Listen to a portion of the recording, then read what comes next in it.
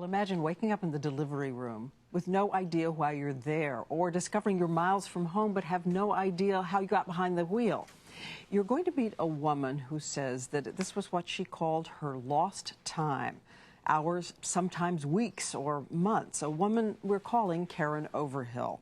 She also had a secret that drove her toward a suicidal depression until she got help. As we begin this, we want to mention that she has changed her appearance for the cameras.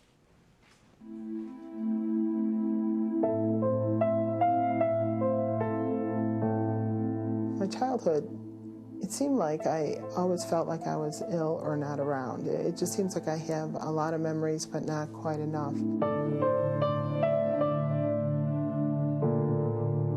I didn't feel safe. I never felt safe. If I was home and my father was alone with me, I would be abused. Terrifying abuse, Karen says. And then, as a child and later as an adult, she became aware she was somehow losing time, finding herself in suddenly confusing situations. Most of my day, dinner would be cooked, but I didn't do it. I'd be out of gas all the time, and I'd be like, I know I just filled up the gas. It started getting really scary because I thought, how can I be doing this and not be aware? Her psychiatrist suspected that extremely rare diagnosis, multiple personality disorder. Although you're still all one person, you function in isolated parts so that one part of your personality will have experiences and memories that are isolated and not available to other parts of you. It is not a new phenomenon. In 1998, we met Chris Sizemore, whose case was described in that 1957 landmark movie, The Three Faces of Eve. There were even physical differences between Eve's alternate personalities, as they're known. For instance, blood pressure, different one from the other. I had some that wore glasses and some who could read from the telephone directory without glasses. The purple lady had arthritis very badly in both hands. When there was a change of personality, there was no arthritis. For Karen, the tangible evidence in her diagnosis came 4 years into therapy. A letter Dr. Baer received in the mail. It had Karen's return address, but a child's handwriting. My name is Claire. I am 7 years old. I live inside Karen. I listen to you all the time. I want to talk to you, but I don't know how. Claire, he said, was one of 17 different personalities all living inside Karen. There were boys, girls, a baby, a parental figure, all of them different races, ages. This sketch done by one named Jansen. Sandy is the alter who took care of the relationship with my parents. Carl was the one who took away all the pain. Holden is the one that held everything together and drove and updated everybody. Miles would be the one who would tell somebody off. Over years of therapy, Dr. Baer says he continued to receive letters from Karen's alters discussing individual fears and troubles, each with distinct handwriting, consistent in every letter. His goal, to help his patient. Could he make her whole again?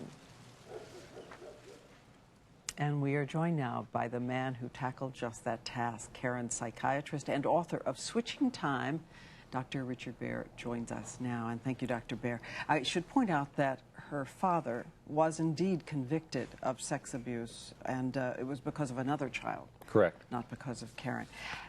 Nonetheless, the skeptics abound on this. How do you know this is real, and how do you know it's not just an attention-getting device from someone who maybe has been very, very abused and troubled, but is using attention-getting methods? Well, in Karen's case, the details of the losing time and then finding the letters dribbled out over the course of 9 years. It wasn't like she dumped all of this immediately on me and said, oh, look at me. Well, I want to take a look at the handwriting in the different letters, because you said it's completely consistent when she was writing in one personality or another. Now, Right. This is the child, right? That's Claire. That was a letter where one would write to me one after another with their different concerns. And she, too, had some physical differences, as we heard from the woman who was in All About Eve. She had glasses for one personality, but not for others? Yes, she said some of the personalities needed glasses, the children did not. And all of them had different gaits and mannerisms and speech patterns. And some could play musical instruments and some not? Yes, Catherine could play the guitar.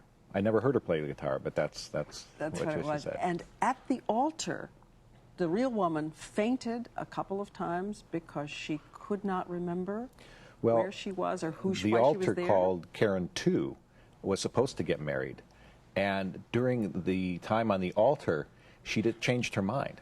And so she went back inside, and another couple altars tried to rush out and save the situation, but they switched, so she fainted during some of those switches. Fainted. Okay, you have the task of merging all of these fractured parts of her. How do you do it? Well, I didn't know at first. I thought we would just have some of them share time together, and that over the course of time, the barriers between them would sort of melt away. That's what I had read about. But it wasn't working, because the more we did it, the more stressful it became for her. She had headaches and lots of anxiety about it. So when that didn't work, I was a bit at a loss. And then the oldest altar, Holden, came up with a procedure. Actually wrote you a method, and you had a safe room she could go and one by one become the different personalities, and they would integrate one after the other? Correct. He wrote me a kind of memo that showed how to do that. And it worked to the extent that she's okay today? Well, we did them one at a time, all 17, and we ended in April of 1998, and she's never had another dissociative episode since. Not a single moment of lost time since? Well, it is an amazing thing. Switching Time is the name of the book. A doctor's harrowing story of treating a woman with 17 personalities. And again, we all wonder at this, how it happens and why. It's all in the book. Thank you for being with us. Thank you so much.